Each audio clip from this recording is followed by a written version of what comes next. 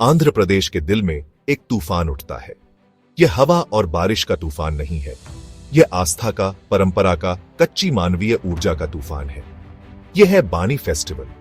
हर साल जैसे ही हवा उत्सुकता से गूंजती है, हजारों लोग कुरनूल में इकट्ठा होते हैं। वे एक ऐसा नजारा देखने आते हैं जो और कहीं नहीं दिखता, खतरे और भक्ति के साथ एक नृत्य। ये कमजोर दिल वालों के लिए नहीं है। बानी फेस्टिवल, जिसे करेला समरम भी कहा जाता है, रंग, ध्वनि और कच्ची भावना का एक दंगा है। यह अच्छे बनाम बुरे का, देवताओं बनाम राक्षसों का उत्सव है, लेकिन इसके दिल में यह लोगों की अटूट भावना का प्रमाण है। यह पसीने, खून और लाठियों के गड़गड़ाहट से लिखी गई कहानी है। यह सिर्फ एक त्योहार नहीं है, यह एक समुदाय की आत्मा की यात्रा है, अतीत की एक झलक जो आज भी वर्तमान में उज्जवल है। यह एक ऐसी कहानी है जिसे बताने, अनुभव करने और समझने की जरूरत है। बानी फेस्टिवल की जड़ें बहुत गहरी हैं, जो पीढ़ियों से चली आ रही कहानियों और किंवदंतियों से जुड़ी हैं। वे उस समय की बात करते हैं जब देवता धरती पर चलते थे और राक्षस दुनिया को अंधेरे में डुबोने की धमकी देते थे। इस प्राचीन संघर्ष के केंद्र में भगवान शिव, संहारक, और उनकी पत्नी पार्वती, उग्र और प्रेमपूर्ण देवी की कहानी है।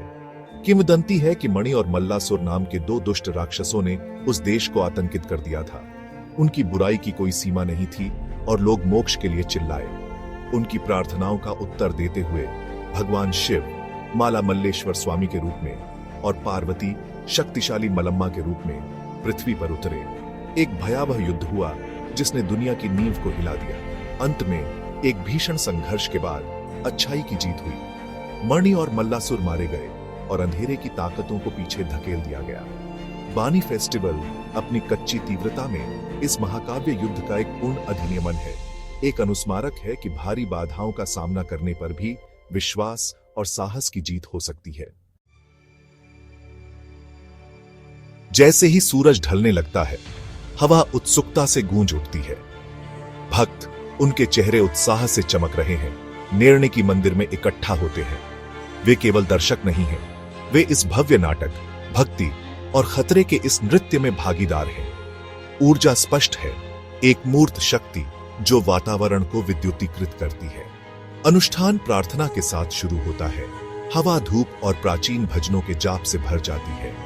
देवताओं माला मल्लेश्वर स्वामी और मलम्मा अपनी सारी सुंदरता से सजे हुए हैं, तूफान के बीच ले जाने के लिए तैयार हैं। भक्त, उनके शरीर हल्दी और सिंदूर से सने हुए, झप करते हैं और झूमते हैं। उनकी आवाजें भक्ति के क्रेसेंडो में उठती हैं।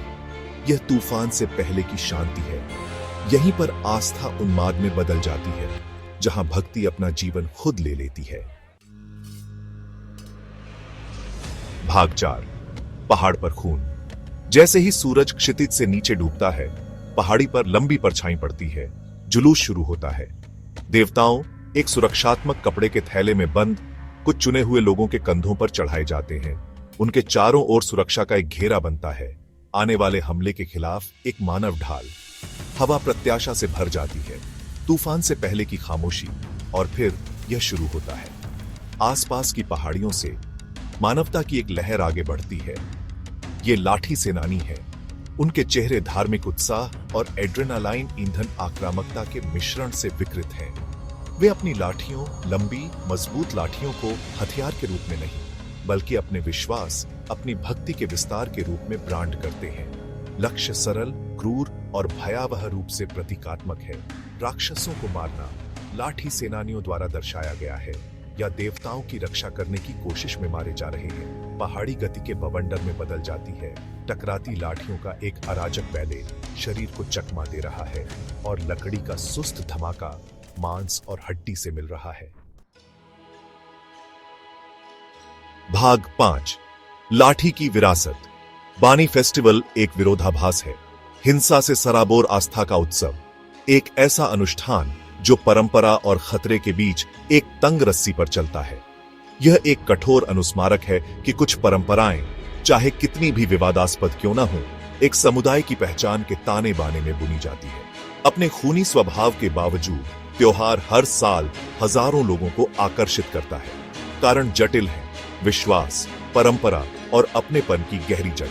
कुछ के लिए यह अपने पूर्वजों से जुड़ने, सदियों पुरानी परंपरा को जीवित रखने का अवसर होता है। दूसरों के लिए यह उनके साहस, उनकी ताकत, उनके विश्वास का परीक्षण करने का अवसर है। जैसे ही धूल जमती है और युद्ध की गूंज फीकी पड़ जाती है, एक बात स्पष्ट रहती है, बानी फेस्टिवल अपनी सारी कच्ची तीव्रता में विश्वास और परंपरा की स्थायी भावना का एक शक्तिशाली प्रमाण है। यह एक ऐसा तमाशा है जो एक स्थायी छाप छोड़ता है, एक कहानी जो न केवल खून और पसीने में बल्कि एक समुदाय की आत्मा में अंकित है।